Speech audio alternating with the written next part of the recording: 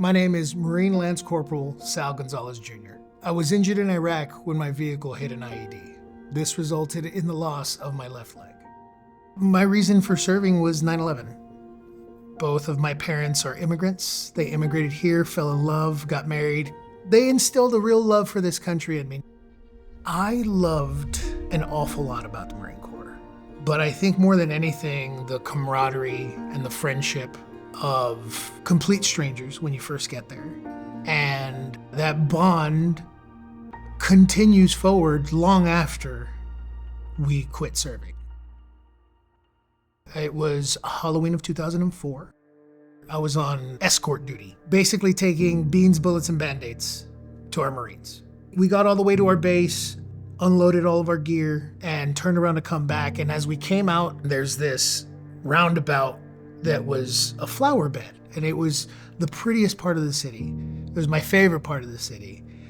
And to this day, I still don't know how I didn't see that bomb. Because I looked at that flower bed every day. And as we came around it the second time, it exploded. And I woke up inside the Humvee.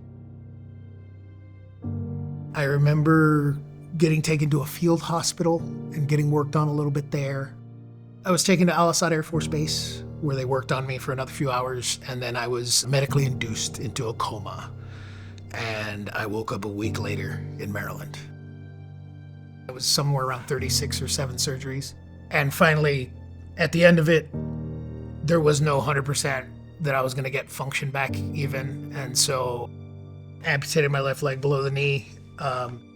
I've got a lot of stuff wrong with me with my back and stuff, but that's more a result of being an amputee than the actual injuries.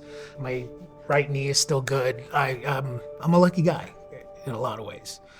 My struggles came with my survivor's guilt. I had a lot of therapy. I have a lovely woman that's my wife that taught me that it was okay to ask for help.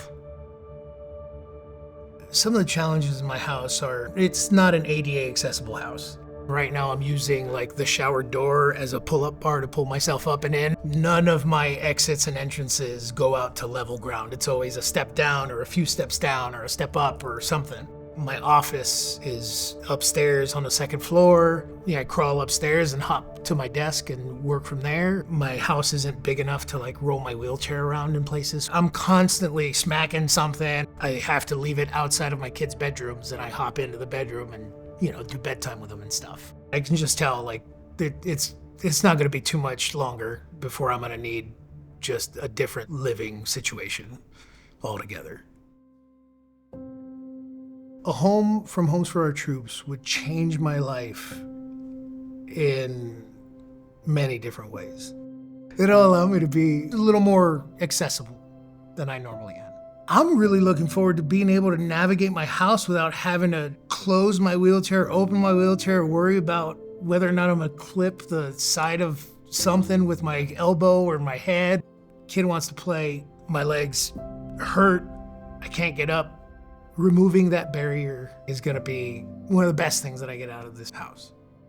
Not having to pay the mortgage on my house would allow me to do so much. Not just more present being with my family, but being able to invest in my career and my music and the other things. It's humbling and it's heartwarming and a number of things that I can't quite put a word on, which is odd because I'm a songwriter, but it's a wonderful organization.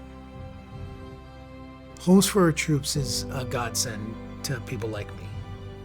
More than anything, I think it just means freedom. I fell into the category that many of our other fellow veterans fall into, and that's that there's somebody more deserving than me. And Homes for Our Troops is very good at letting us know that we're deserving of it. How do you thank somebody for giving you a life back? I cannot find the words that convey the level of gratitude that I feel.